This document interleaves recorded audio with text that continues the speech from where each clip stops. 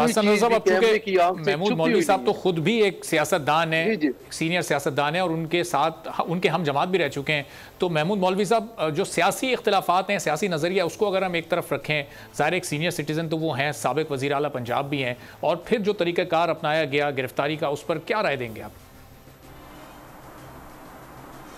मैं तो यही राय दूंगा कि ये इसके ऊपर मुझे बहुत शदीद एतराज़ है।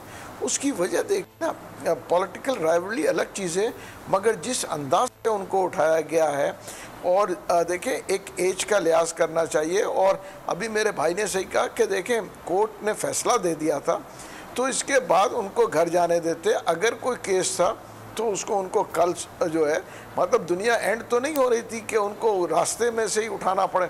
तो मेरा इसके ऊपर, मैं बाकायदा इस चीज़ के ऊपर मैं परवेज़ इलाही साहब के साथ हूँ कि उनको उठाया गलत गया है, और मैं इसकी मजम्मत करता हूँ एज ए पॉलिटिशियन।